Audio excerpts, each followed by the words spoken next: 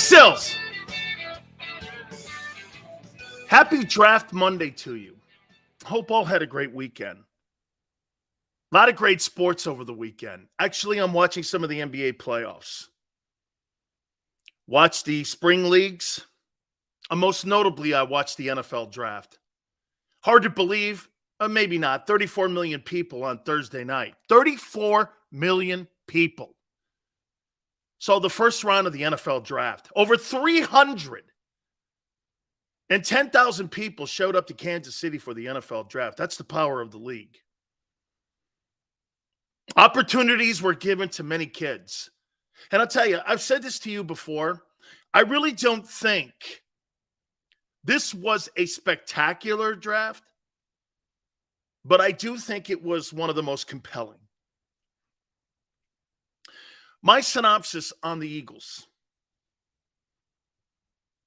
If any one of these players that they drafted doesn't pan out, it's not because they didn't do their due diligence, think this through, underdraft, went to schools that had great what? Assistant coaches. You know, players today, when they're looking for a program, you know the most essential thing is? It's not so much about the head coach. What kind of position coach am I going to get that's going to elevate my game so I have a shot at being a potential NFL prospect? They stayed in the big program sandbox. Smart. Thorough. As I said, doing their due diligence. Needs. I haven't even mentioned the players' names yet. That's where you have to start on a Monday. The grades, you grade by filling needs first. The potential comes. What's great about this draft for Philly, and then you add in the trade for DeAndre Swift, which is insane. I mean, that might be the hidden gem of this whole thing here. That might be the whole gem is this DeAndre Swift move. I think that guy's an electric ball player. I like him a lot. And I heard the guys talking earlier, and I've talked to Chris Spielman. It's one of the things that they said about him, and it's true. Said that, you know, he outruns his blocking. He's not patient enough. And in Detroit, you got to remember something. Detroit had the third best O-line.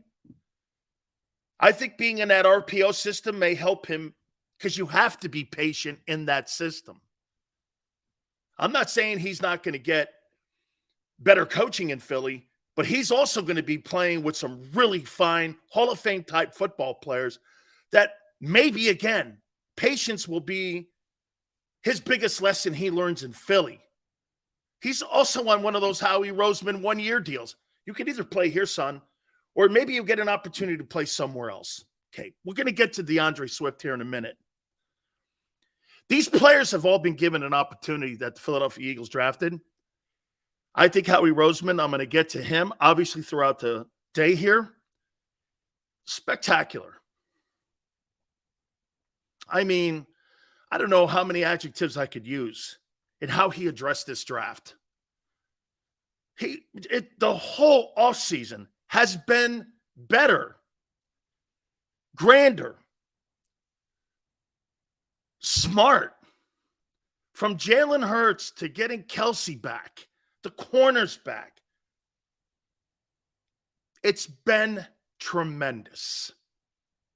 You know, I said, I think it was March 13th, you'd never make the playoffs. Well, that take is one of those cold takes. We're going to look at the roster. Philly's put together potentially a better football team than they had a year ago. And there's still some work to do when June 1 hits. It's an exciting time to watch what's going on. Starts with the quarterback, getting that contract done. Jalen working with the organization. Jalen wanting to be an Eagle. It's really great. By the way, I hated the ESPN coverage. Loved the NFL Network coverage. And loved our coverage as well. The Eagle draft now.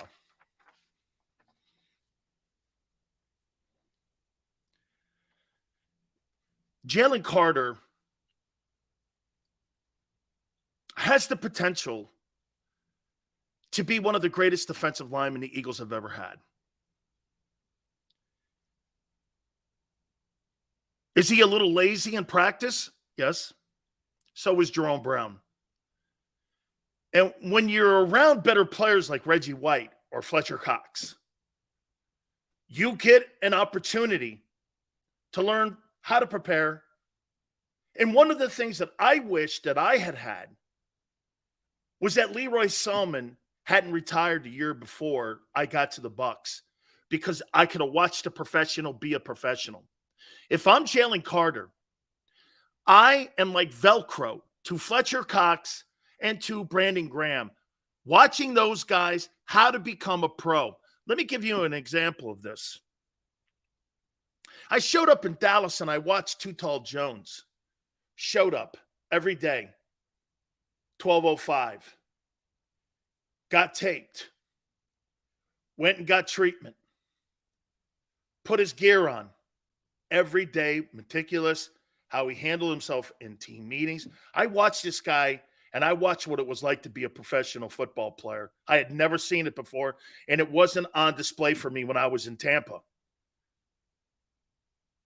It was watching Ed Too Tall Jones was a lesson in how to be a pro.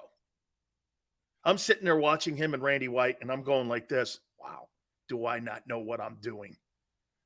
Holy shit. You know, when you show up in college and you show up to college meetings, you're the king of the room. When you show up in an NFL team meeting, bro, you're just another dude in the room. Some guys separate themselves like Reggie and Jerome and some of these other guys. Granted, LT. But when you show up to an NFL locker room, you're just another guy in the room. You better act professional, and you better show you got professionalism in the room on how you prepare for Sunday games. And that will be on display. We're going to talk more about him, but the player himself, what more can I say? Underdrafted. Follow me here as I go through the list of players. Underdrafted. You know that Mozzie Smith kid the Cowboys drafted? They overdrafted. He's a third rounder. Okay? Cody says, I'd rather have Bijan. Tell you what, I understand, because he's a playmaking offensive player. We're going to look at the depth chart in that offense also throughout the day. Jalen Carter's a better player than Bijan Robinson. He's a better ball player. Remember, I want ball players.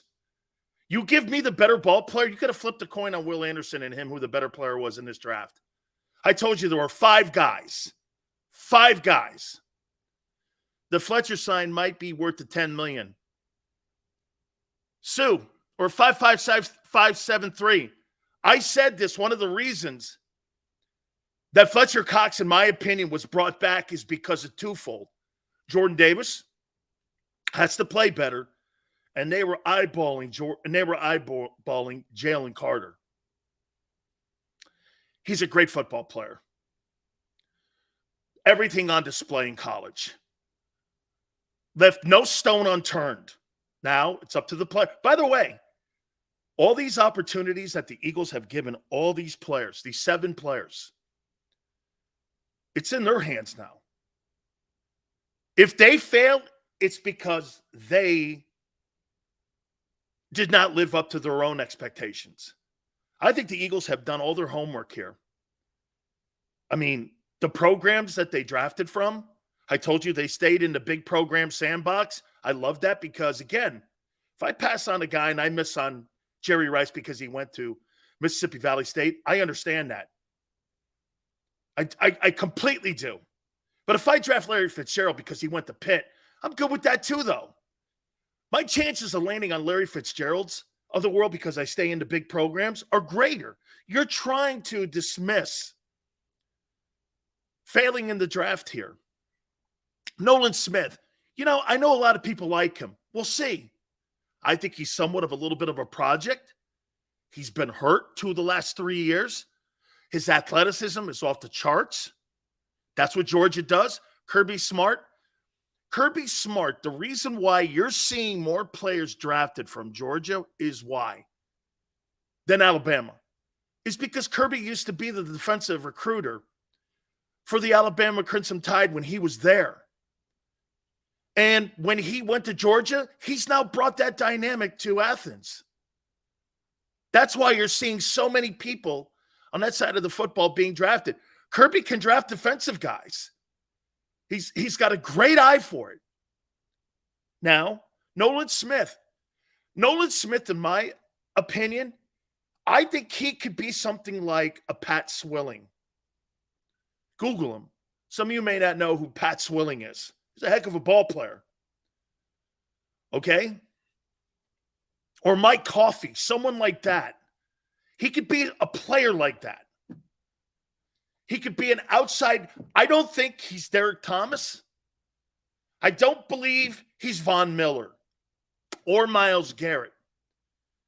But I do think he can become something that could be somebody like a Trent Cole. Something like that, somewhere in there. Trent Cole's a Pro Bowler. Okay? Pat Swilling is a Saints Hall of Famer. He's a tremendous ball player. Maybe one of the more underrated pass rushers that we've seen in the NFL is Pat Swilling. He's somebody like that.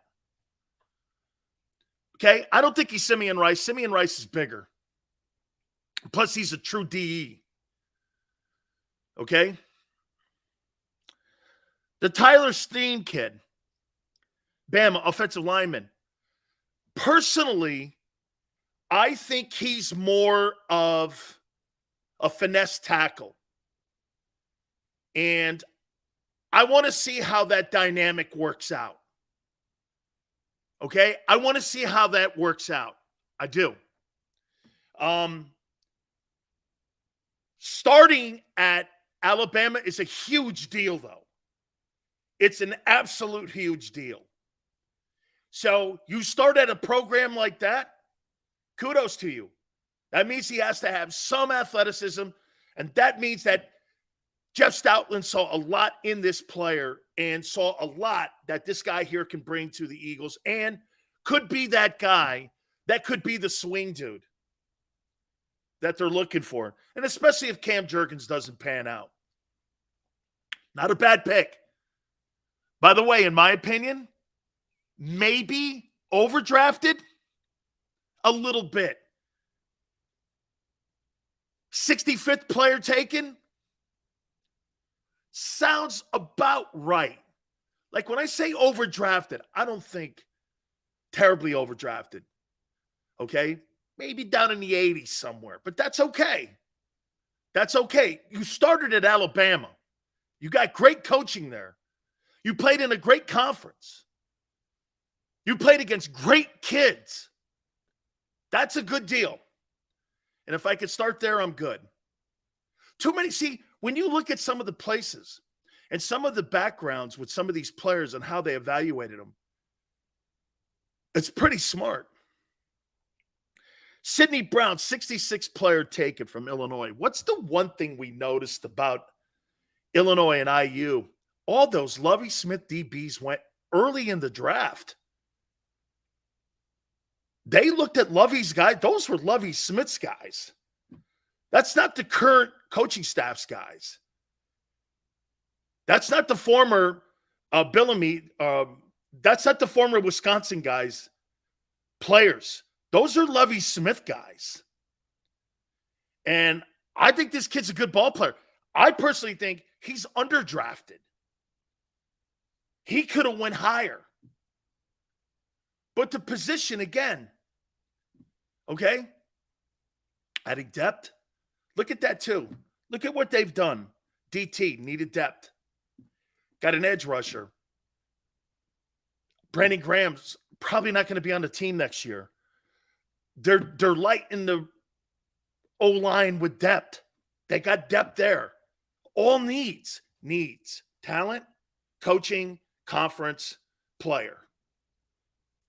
You can't ask for all those dots to be put on the T's and all this and I's and all that. It connects too well. This is really thoroughly thought out. There's a game plan here. Where did they need some more help? Secondary. They completely underdrafted this Keely Ringo kid. I thought he was a high second rounder. Okay. Again, DB help. Slot, safety, corner. I think this kid Ringo's he's more of a safety. More depth in the secondary, depth in O-line, edge rushing depth, edge rushing that could be somebody special, Nolan Smith, and DT, somebody who could be one of your foundations for the next decade. Tanner McKee, a great sign. A great sign. Huge kid. Was drafted by Coach Shaw. Smart as hell. Doesn't really fit the system. But to me, I think personally I thought he was going to go in the third round. That's a great draft. And I told you something that I think every general manager, depending on what your need is for that respected year, I think you should draft a quarterback in every single draft that you're a general manager for, because you never know when you land on Brady. You never know when you land on Russell Wilson. You never know when you land on Joe Montana. You just never know. I like that pick.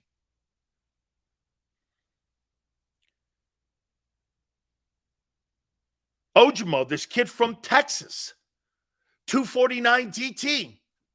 Got to have guys like this on your team. Why? Can't pay everybody. Can't pay everybody. Probably start on the practice squad. But again, look what they did. Even look at what they did in their picks. What's the most significant thing you notice here? Georgia, Bama, Illinois, Georgia, Stanford.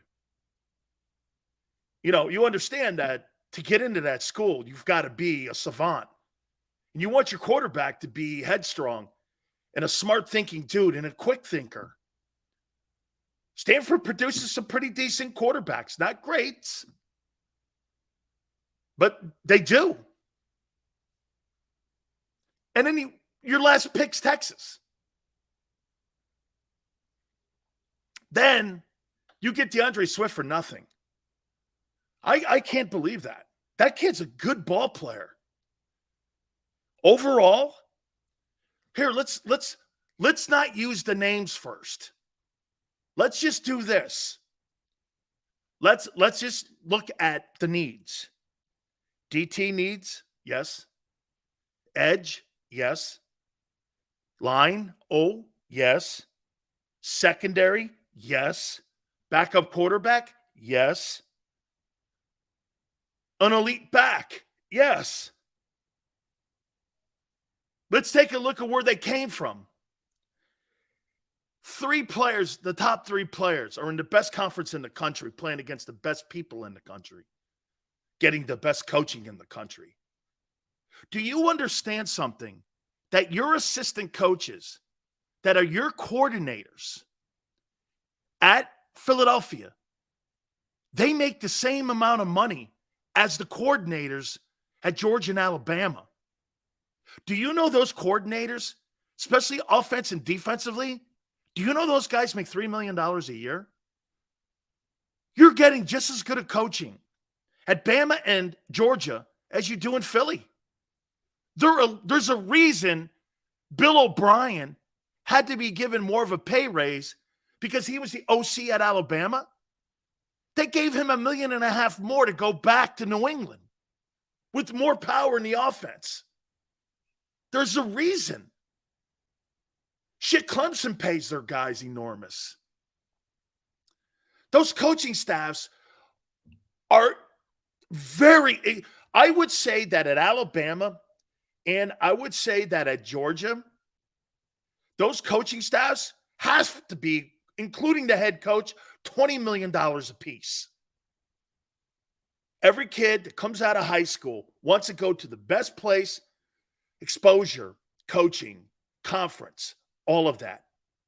which gives you confidence. The kid Steen, hey, he may be a finesse guy. He did start at Alabama getting the best coaching. Brown was recruited by a guy I respect a lot defensively in Lovie Smith. Coach Shaw knows talent offensively, in my opinion. They haven't had a lot of winning over the last couple of years.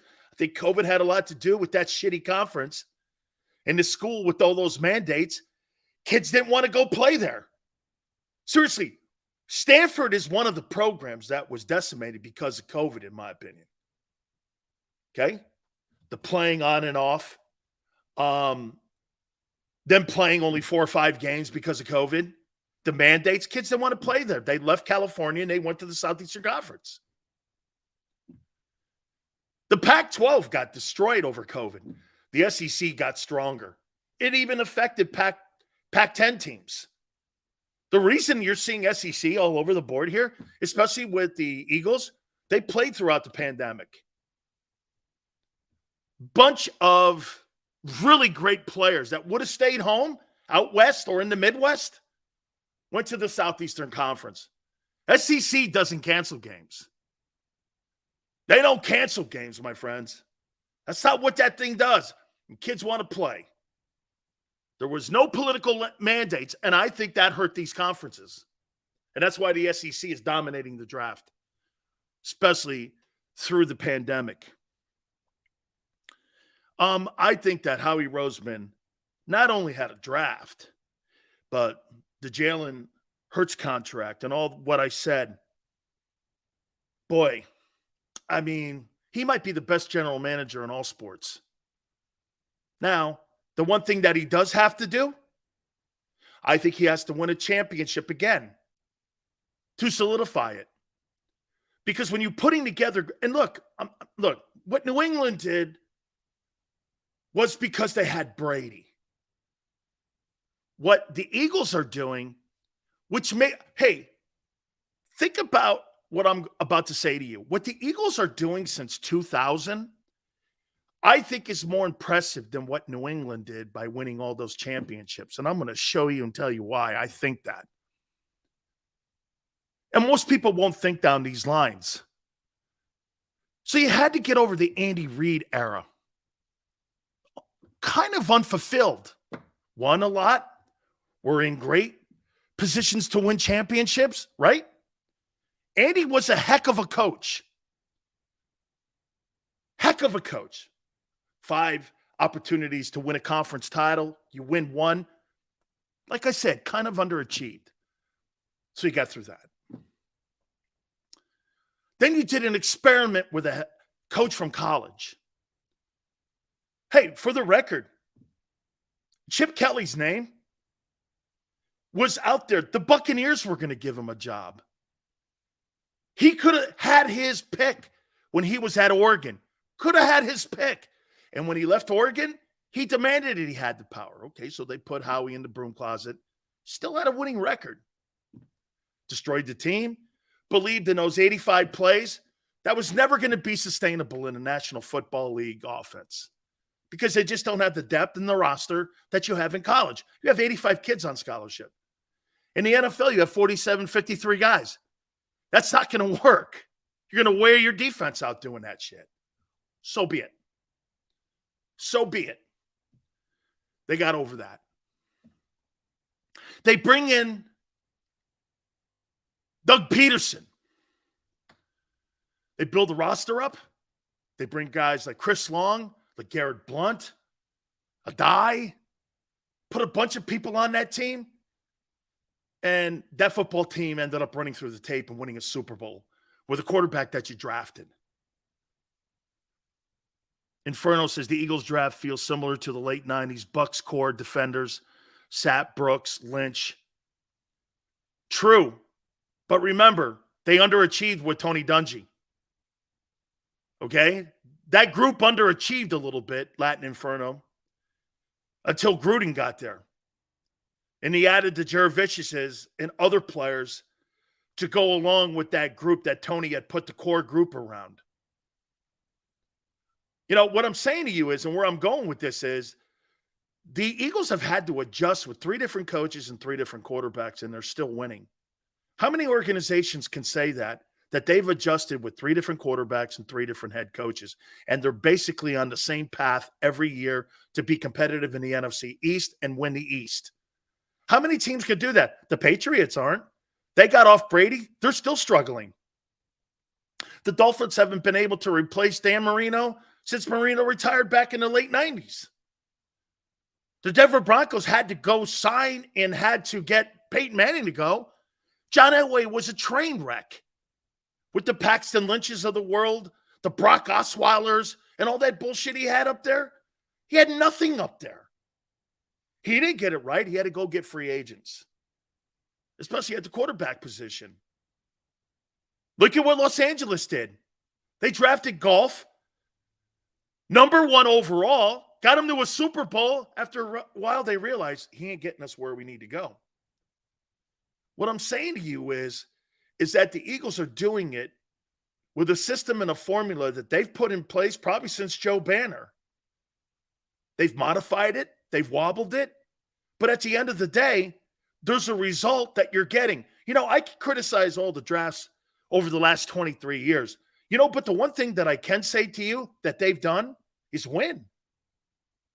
Remember, sometimes you criticize how you drive, but it really is like my grandpa used to say, you can criticize how my driving is, but if I arrive where I need to get, what do you care? Okay? Philiopolis goes, Sills, how long have I been telling you that Howie's the best GM in the game? I don't think he was the best general manager in the game prior to the broom closet. I don't think he listened. I think he tore your team apart. I think he was adversarial with Doug Peterson. General manager's job is to try to get a win, not try to rip your team apart and throw football games at the end of the year so you can get a better draft position and fixing games. That's not a good GM to me. Pulling players off in the final game of the season, how do you know some of those players didn't need incentives? I think this guy has become a better general manager today. And I think he's more patient. And I'll say this to you too. One of the things you take away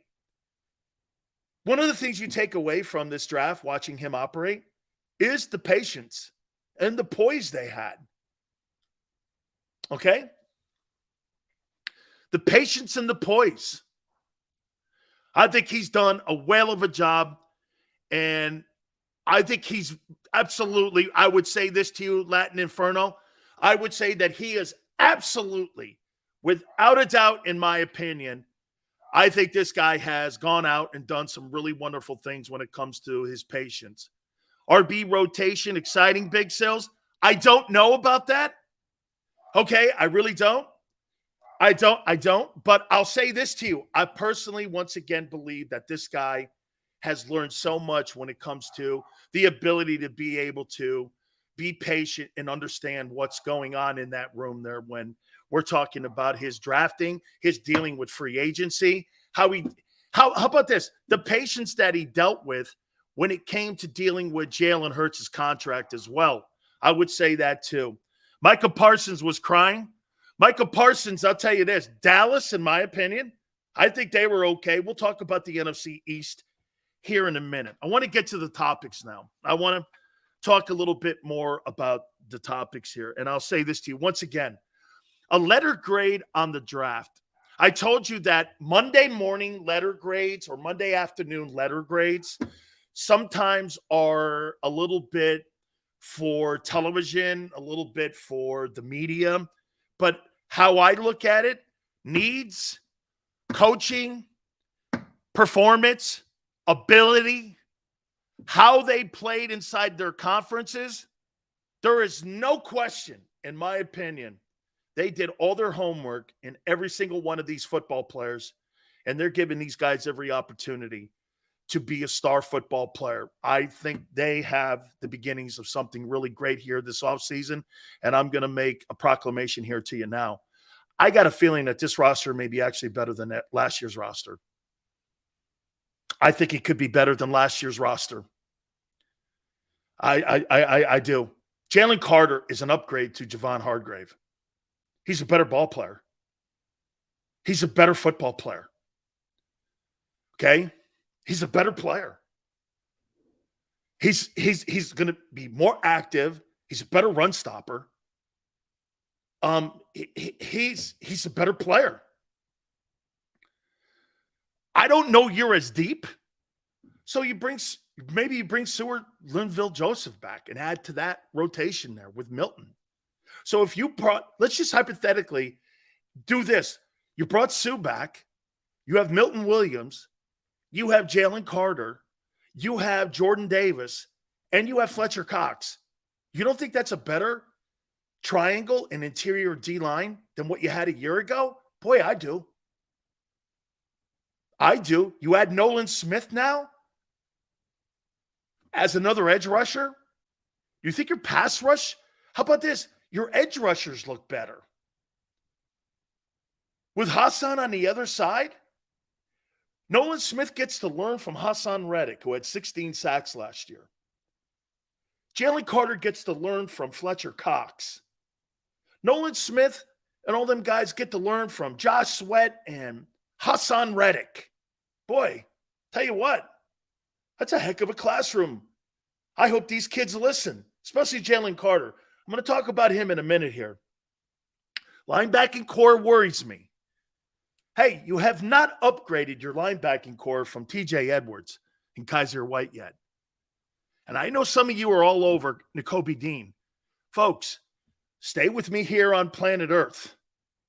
Nakobe Dean has to show he can play in this league first before you start dubbing him a star. He's got to show he can play, and he hasn't yet. So that's an outlier. The safety position, you've added depth. One of those kids is going to play. I think you're going to cover your safety position. I think your corners are great. The defense, I'm going to walk something back here. You're right. Howie has put together, how about this? I think he's put maybe more talent on the defense this year, but doesn't have the same experience that he put together a year ago. Is that fair? The experience factor is what's missing here compared to what he did a year ago. Now, why is that important? Well, the quarterback and the money that had to be put out there, you have to get younger. But how he got younger and what else? More athletic. He didn't go younger, cheaper. He went younger, more athletic, and cheaper. Cheaper's okay when they're on rookie deals. You feel me?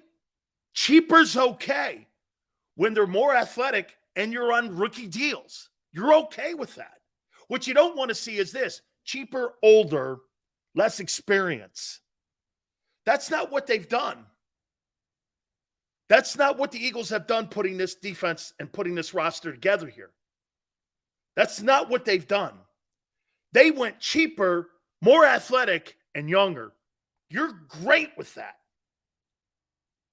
You are great with that. Okay? You're great with it. The only difference from this group to last year's group is the experience component. TJ's more experienced. Kaiser's more experienced. Hargrave's more experienced. That's the component that you're concerned about, because now you've got to see these guys in the heat of battle. Now you've got to watch them putting it all together. I'll tell you something else. Sean Desai has to put all the pieces now together in how they're going to put this defense together. What's the best scheme that he is going to be able to utilize every single bit of the talent that they have put on that roster now on that side of the ball? We're going to look at the depth chart here in a second. We're going to look at that in a second here, and I'm going to tell you the kind of defense that I think they should play. Two more things before I get to that. Jordan Davis. Son, they have doubts about you. The Eagles have doubts about you. Not that you can't be a player, but that you'll be an impact player. They went back to the same school, the same D-line coach, the same conference. For what reason? You weren't quite what we thought you would be last year. And again, this is not a bust conversation. This is not a bust conversation, whether he's a bust. I don't believe he is. I just don't believe, and I thought, as I did a year ago, who he was turned out to be who I think he'll be. Okay? And for the record, I don't believe this has anything to do with his weight. I think this has everything to do with learning to be a great player. Play with your pads lower. Understanding technique. Understanding you're now in the NFL here. You're not in the Southeastern Conference anymore. As great as that conference is, you've got to study.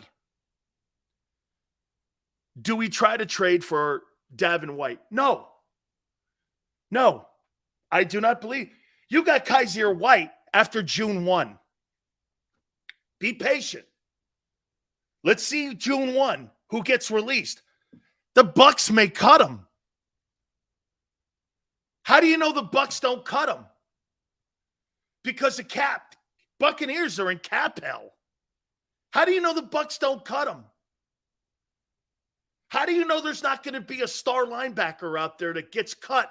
Howie swoops in, offers him a first-year, one-year deal, one of those Howie specials, and he comes in and you get a quality guy in the room.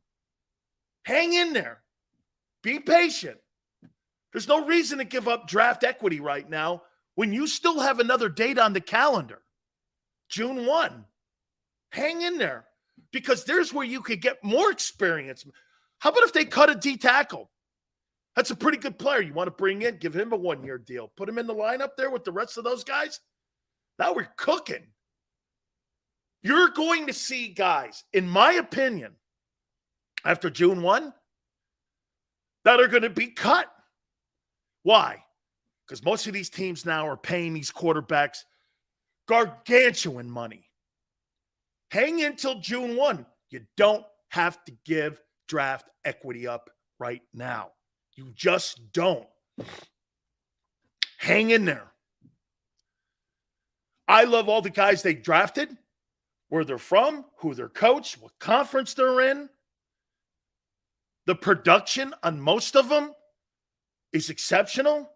The athleticism. And get this, do you know that every single one of these kids, even the last kid you drafted, that Ojimo kid, do you know that these guys were all in the top 100 ESPN high school football prospects? Every single one of these guys.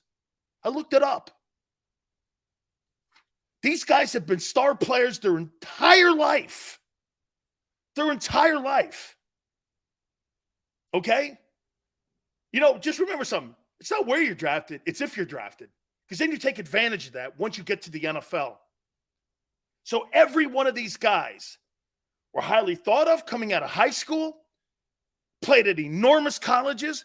There's a lot of freaking homework that went into this draft. And you know what's crazy? For you not to know how the board is going to lie out and how the board's going to be, you did this shit on the fly. You did this shit on the fly. Very impressive. Very impressive. Like I said, we're going to look at the depth chart here in a second. But I do want to say this about Jordan Davis. Son, you got to play now. Because the Eagles don't really think you had a good year. They think you're a good ball player. They like you a lot. And they're counting on you. Don't let us down. That's what I feel. That's the conversation I think we're in with him. I think we're in the conversation where Jordan Davis, get this, son, honeymoon's over. Honeymoon's over. You got to go to work now. There's no excuses. You play in the National Football League. You have no excuses any longer. This is about going to work and living up to not the Eagles' expectations, your own. You could let yourself down. Don't take it from Big Sills. Don't let yourself down. You will kill yourself later. And I don't mean literally. You will beat yourself up for the rest of your life if you let an opportunity like this slip through your hands. Don't be that guy. You can't be that big and run 4.78s and not be a 10-sack guy. It just doesn't equate.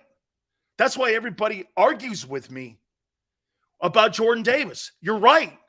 How can a guy 4.78 have no sacks and really no pressures and no hits on the quarterback? How can that be? You got to be better.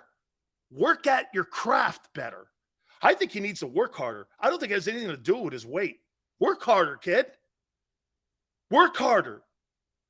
You should work the same. You should work out with Jalen Hurts and watch how he prepares himself. I think this is about preparing mentally for the season. Okay? If I've got to hey, guys, if I got to tell you to get away from White Castle, there's already a problem with your discipline. I shouldn't have to tell you not to be a fat ass. You've been given an opportunity. Take advantage of it. Now for Jalen Carter, be smart, son. Be smart. Every single media person in Philadelphia is waiting for your failure. And they're gonna attack you. They are waiting for your failure. They believe you're gonna fail. So they can write a story. They believe that you don't have character. Prove them wrong. They believe you don't like to work hard. They believe that you don't want to put the work in. All those things take no talent.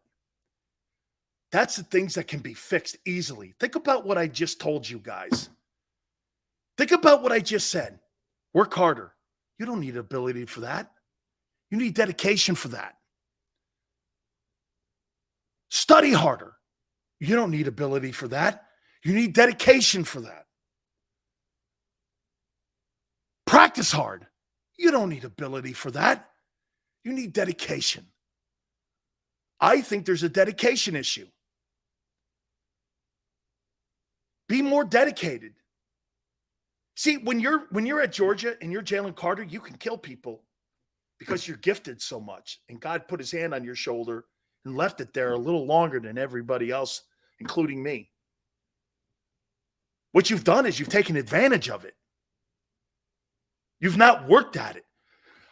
What made Jordan great was that Jordan was the hardest working dude in the building, let alone the greatest player. You know why Jordan's the greatest basketball player of all time? Because he wasn't just the greatest basketball talent of all time. He was the greatest worker of all time.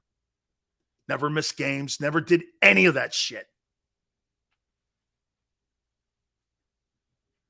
Tone puts a great one. Get this. Look at the gamble the Eagles are in right now. It's interesting. The future of the Eagles' defensive tackle position is in jeopardy if Davis and Carter can't live up to expectations. It'll be the biggest flop in the history of the Eagles if those two guys fall on their face. Absolutely. And get this. I will not kill Howie. He's not wrong to draft those guys. He's not. Those players would have failed their opportunities. And I would look at those players more than I would the general manager who gave them the opportunity. Those guys, it's in their hands to be great now. If they fail, it's on them. Especially with Carter. Carter's failures aren't going to be on the field. They'll be off the field. Both these guys, just in different ways in how you look at them, have dedication issues. I think there's dedication issues for both of them. How dedicated are you to being the best player you could possibly be? Ask yourself that, Jordan Davis. Ask yourself, Jalen Carter. When you line up against some of these players in the NFL and you're going against some of the elite tackles and guards and centers, when a guy's slipping and scooping you, are you going to put your head down? or are you going to put your head down and go to work? There's two ways to put your head down in this league. One is in shame, feeling sorry for yourself, and the other is to go and do your homework. Those are the two ways you get better in this league. And the guys who can overcome, because I tell my kid this all the time. When you play against elite people, you're going to get beat. How you overcome that and how you respond to that is the testament to your character and your dedication on what you want to be when you become an NFL football player. I failed at it. I did. I learned a brutal lesson in life. Brutal. And it's a lesson that you can't get back. That's the suck-ass thing of it. The NFL is one-way ticket. You don't get on board again. You're either sailing and moving ahead or you sunk your ship. Those two guys have a lot of the future of the Philadelphia Eagles in their hands. Two guys that have dedication issues. Okay? Two guys that have dedication. Can you imagine this? Those two players, I would tell them, man, don't let something that has no athleticism be a factor in your failures. And by the way, I'm not starting this off thinking that about these guys but don't fall into the trap. You got to go to work now and work harder because more expectations are on you. That's what I'm saying. I think these kids are great players. I do think that about Jordan.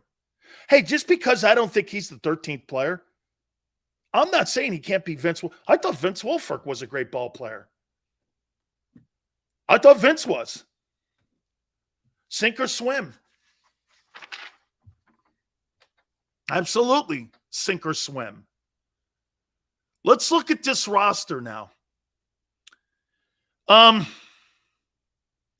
Let's look at this roster. Offense and defense. Let's start with this offense.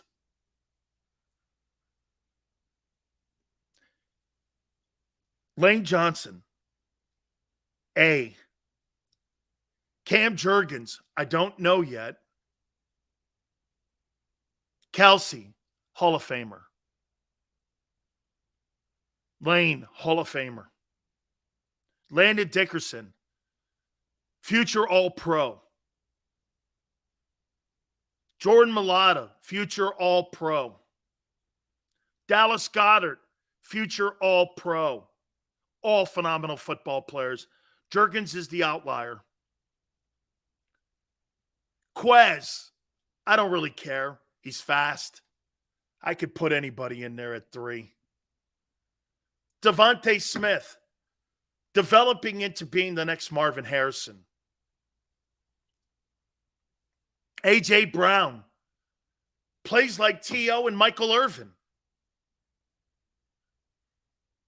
DeAndre Swift puts the cherry on top of the offense.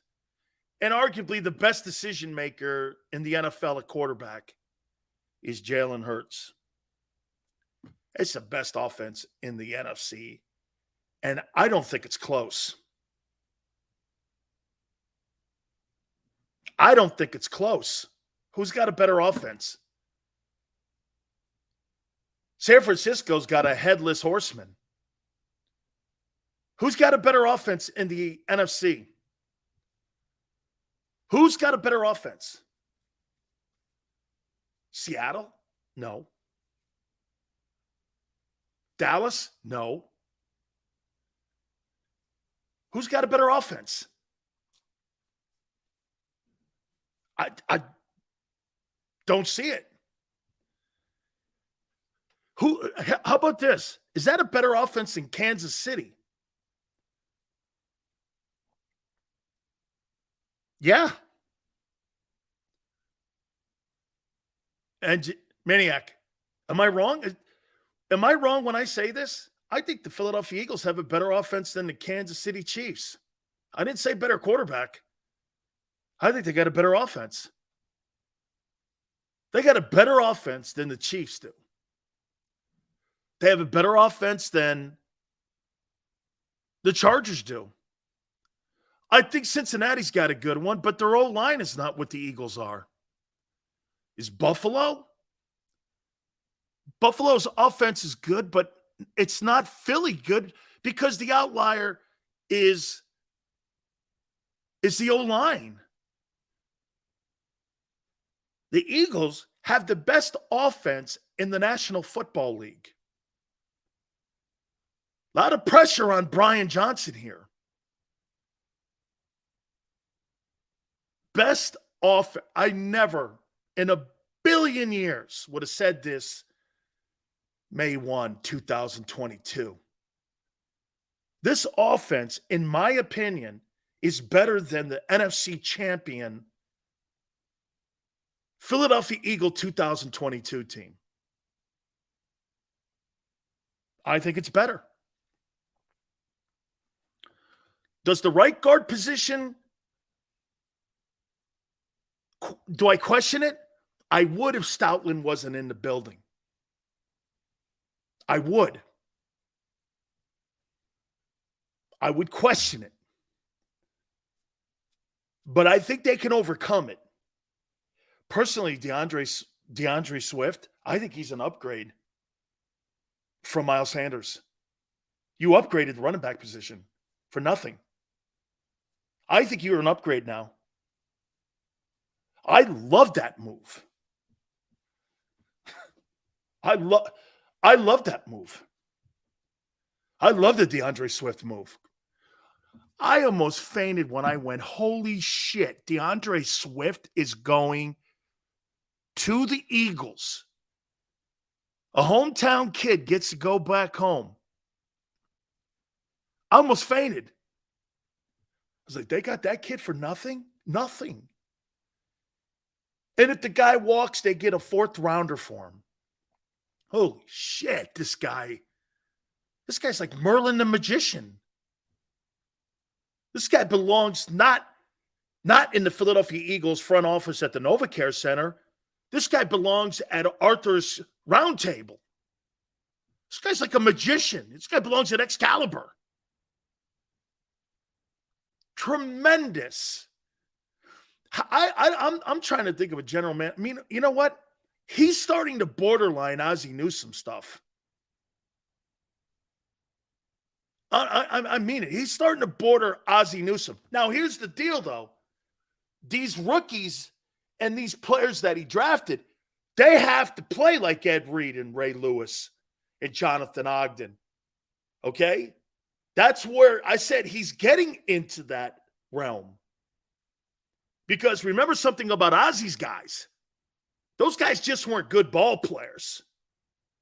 Those guys were the elite guys at their positions. The Ogdens, the Bryant McKinneys, the Ed Reeds, the Ray Lewises, the Jamal Lewises.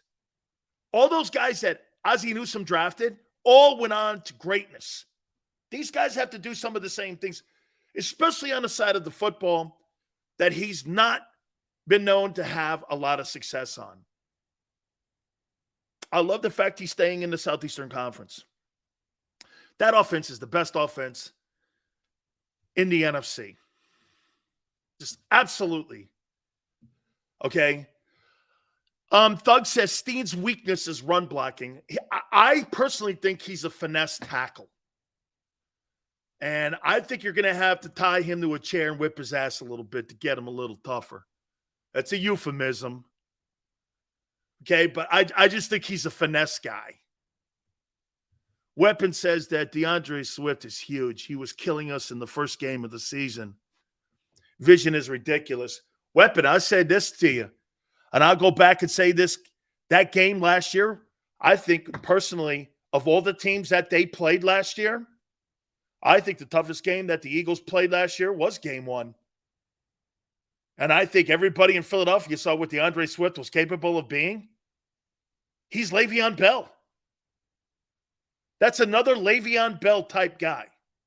If I were to make a comparison for DeAndre Swift when healthy, it's Le'Veon Bell. He reminds me of Le'Veon Bell. That's how good a ball player I think he is Le'Veon Bell. Let's look at the defensive side of the ball. Brandon Graham, double-digit sacks. Left defensive tackle, Carter and Davis. Future of the Philadelphia Eagles is right there in those two men. I can't wait to watch it. Man, you talk about abundance of physical specimens. Those two men. Now what they have to do is fulfill their destiny. Tracy Rocker coached these kids too. There's already a built-in trust level. There's already an understanding. And how great is that? Sills, are you ready to say Super Bowl? Let me finish. How great is it? Let me tell you one of the worst things you can do when you get drafted to a place. You walk into a place, you don't know the coach's expectations. You have no idea who he is. Look at the advantage that Davis and Jalen Carter have knowing Tracy Rocker, knowing what he expects, knowing what he wants from you, knowing how he's going to be counting on you, knowing your failures and your weaknesses and strengths. And you're going to have to dispel some of those. Remember something too. Tracy knows who you are. Tracy knows what you are. So some of the things that could be a negative connotation on him, you're going to have to somehow make him think those aren't real any longer. A lot of it has to do with dedication. After the Swift trade, I think this is a 15-2 team. Let's look at the defense again. Brandon Graham, solid leader, good ball player. At the back end, he's on the back nine of his career. Still effective. He was I thought he really played well in the second half of the season. I don't think he ran out of gas. I thought he played pretty well out there. See what he does this year. See if he can put it back to back here now. As a matter of fact, I would say this, that Brandon Graham's career started out very slow, gained some steam around the 17, 18 years, and I think he had a trajectory that went up. Did it live up to the full expectation of what they thought? Look, he's a green jacket guy. That's all you can ask. Remember something. You're not trying to draft all pros and Hall of Famers. You're trying to draft starters. And that's what you've done here with Brandon Graham. Fletcher Cox. I said it a couple months ago. Remember, Tone? I think one of the reasons that they brought him back and gave him the $10 million is because of Jordan Davis. And on top of that, if it just so happened that they were able to land Jalen Carter. And it just so happens they did. And now the Fletcher Cox sign makes – think about this about the Fletcher Cox sign today on May 1 compared to when it first happened and everyone was going, 10 million? Look how good that sign is now in hindsight. Think about that, with how he was looking as a visionary. Man, if we're able to get that kid and bring him in here, that Fletcher Cox $10 million, he's worth $30 million with these young ball players here. Fletcher's going to be counted on a lot to help prepare these guys for their futures too. That $10 million now makes total sense. Okay? Total sense. Fletcher's going to – I thought Fletcher, when Depp was at it, I thought his second half of his season, I thought he was great. I thought he was great. For as old as he is, I think that sign now looks so good in hindsight. Tone's like, I agree. Fletcher's a prime position. Fletcher can extend his career in Philly with limited reps while grooming the young fellas. Trust these Georgia boys will inspire Fletch to keep him feeling young and play young. I think you get inspired, too, when you're a young player and you watch a guy like Fletcher Cox prepare. Trust me when I tell you. When I sat around watching Too Tall Jones, and I watched how a guy in his 18th year played and prepared himself, it's inspiring as a young guy because you want to do that. You want to play that long. Man, that's that guy's 17th, 18th year, and he's still killing it. He's still killing it. And what you do is you watch, you go, man, because, hey, the one thing you can have in your life is perseverance. There's a lot of broke, smart dudes in this world. There's a lot of guys who went to Ivy League schools that are dummies and failures. But the guy who works the hardest is the guy who's going to get where he wants to go. Because you know why? Human nature, I don't care if you went to Harvard or if you went to Hofstra. Human nature is this. People quit. People have a surrender point. People will wave their hand or the white flag. They have a surrender point. Most people have a surrender point. No matter how smart and talented you are. There's a point in everybody where you'll quit. Okay? There's a point where you'll quit. Seals, when you were playing pro ball all over the world, who was the one vet that inspired you every day to get after it? Fear. Fear of being cut. Fear of being cut.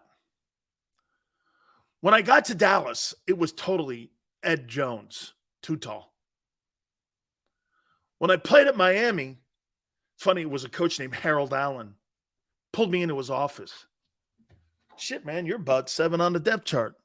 Where are you going with this? I said, well, I feel I'm better than these guys. He goes, oh, you do feel you're better. You ain't playing better. Why should I play you over that guy who's more productive than you? Because you tell me? Go to work, kid. Outwork them. You know most of these guys will quit. Be the one that doesn't quit. You have to be. You're not Jerome Brown. Sometimes it's conversations, Tone, with people that are honest with you. Tracy Rocker is going to be the truth teller with Jordan Davis and Jalen Carter. You know what he's going to tell those kids?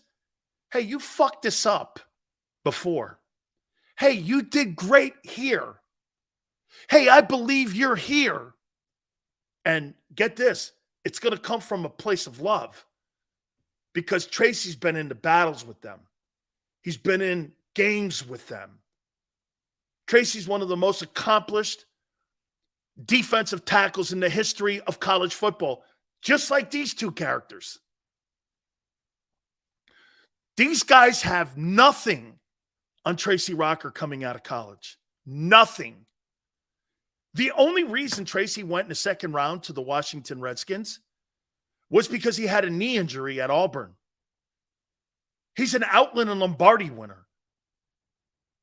I mean, to say that Jordan Davis and Jalen Carter are more accomplished than Tracy Rocker coming out of college is asinine. It's not true. So he could always come back to you two guys. Hey, man, you think you're better than me coming out of college? You ain't. And they're not. Do I think they have more ability than Tracy? I think the kid Carter does.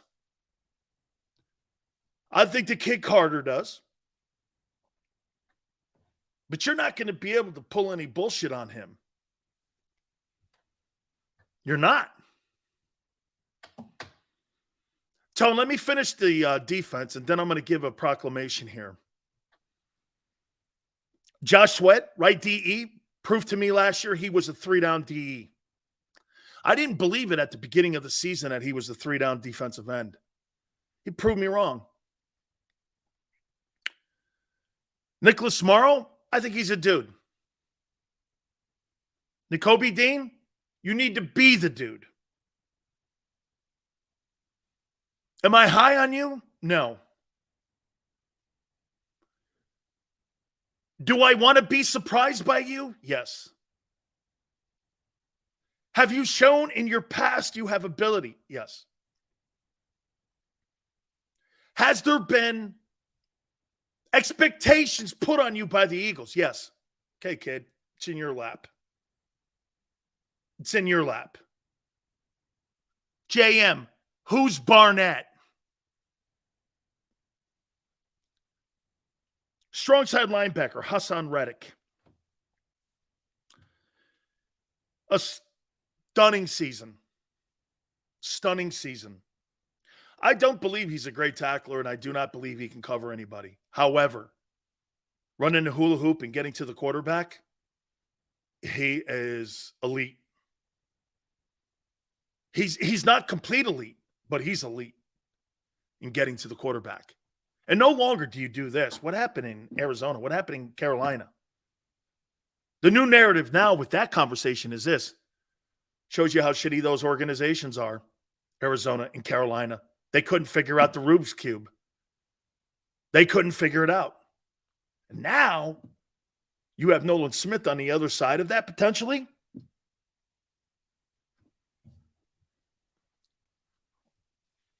I mean, you put Nolan Smith at that will LB with Reddick at the strong side LB. So get this, how this could look. Brandon Graham, Jalen Carter, Jordan Davis, Fletcher Cox, Josh Sweat, Nolan Smith, Nakobe Dean, and Hassan Reddick. That's your front seven. If those guys live up to your expectation, you're better than the Niners' front seven. Let me read it again. Here's your front seven. Brandon Graham,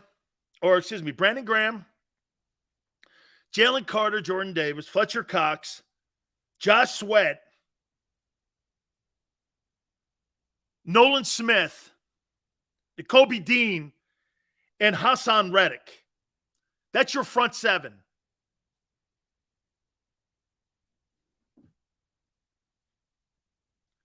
That gives me goosebumps. That's a better front seven than a year ago. I put the two DTs in there. I put three DTs. Thanks for keeping count, Bob. Bob always making sure. Your front seven. That's impressive. Now let's get to the other end. Bradbury, left corner. Slay, right corner. Edmonds, a safety. Reed Blankenship. Ringo or Sidney Brown? You put in there too. Remember what I said to you.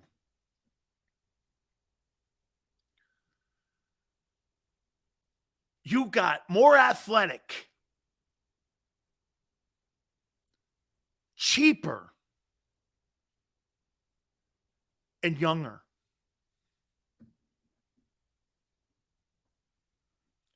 This football team, not counting June 1,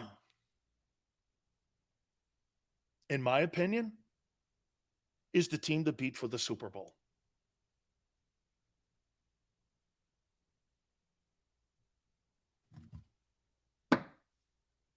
That general manager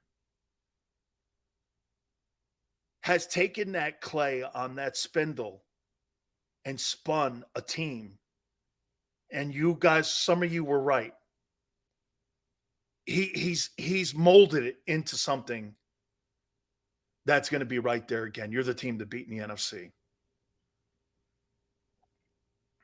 Even with the Morrow kid, who I think Smith will beat out. Nate, show me a better roster in the NFC. Is there a better roster? I'll debate it with you. Name me a better roster. And they have the quarterback to boot here.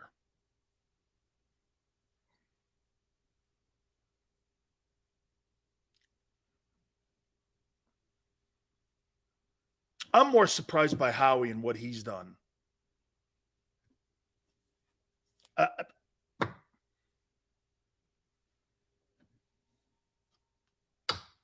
Loss of words. Loss of words, man. Decent's not going to beat that roster, JM. There's nothing decent. The front seven has a chance to be. And get this.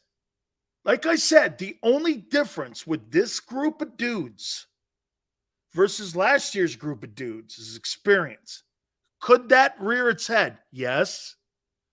You're playing better QBs. You're playing better teams. I'm going to make a point here in a minute. One last thing. No, I'm going to save that. Gary Cobb's going to join us at the bottom of this hour. I've talked too much as it is. I want to look at the draft. Also,